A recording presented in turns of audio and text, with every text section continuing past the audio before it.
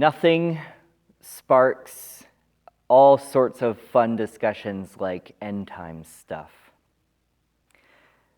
Interestingly, COVID-19 lends itself super well to people contemplating the end of the world and the apocalypse and things like that. In the spirit of that, I just wanted to read this passage where Jesus is actually talking to his disciples about the end times, about what's going to happen at the end. And this is found in Mark chapter 13. And starting in verse 5, it says, Jesus said to them, "Watch out that no one deceives you. Many will come in my name, claiming I am he, and will deceive many. When you hear of wars and rumors of wars, do not be alarmed. Such things must happen, but the end is still to come. Nation will rise against nation, and kingdom against kingdom. There will be earthquakes in various places and famines.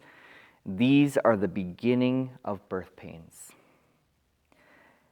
And the picture there that Jesus is leaving us with, and there's other parts of the Bible that talk about this, is that trouble and difficult circumstances are a part of the world that we live in, that is groaning and awaiting for God to wrap everything up and to fulfill his ultimate plans through Jesus' second coming.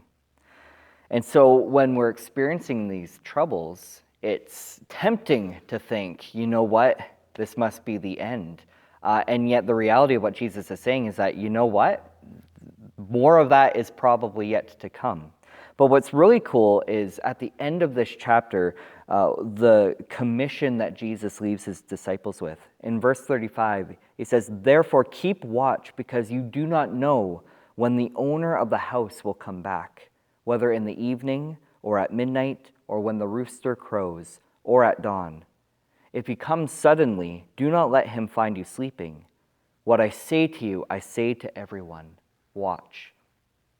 And the picture here is if Jesus' return is like the master coming back home, and we're the servants taking care of the home while he's away, then what is Jesus going to come back and find us doing? So in a lot of times when we talk about the end times, there's sort of this how would you say, kind of angst, I suppose, or an anxiety around reading the times and things like that, which by all means, I think we need to read the times. I think we need to be wise and aware of how we're to function as Christians in the times. But the impression Jesus leaves us with is that our mandate, our commission from him is to continue to live life as Jesus followers, to live life with Christ-like hearts, and to spread the gospel through word and deed, to be an example of the love of God to everyone around us, regardless of the circumstances that we may find ourselves in. And certainly throughout the history of the planet, there have been lots of tough circumstances that Christians have had to continue to watch and be faithful in the midst of those difficult times. But what's really cool about this picture Jesus leaves us to, and what Jesus is saying here in Mark chapter 13, is it's this undoubted assurance that the Master is coming back. So when we're talking about end times, we're not talking about some terrible events are going to happen that are going to be terrible to us, and we have to be aware of them and try to survive them. It's rather that God is sovereign, God is in control, and it's his plan that is going to be coming about at the end of all things. And so even through these circumstances with COVID-19 and everything that's going on, it's still with this message of hope that Jesus is Lord, Jesus is King of Kings.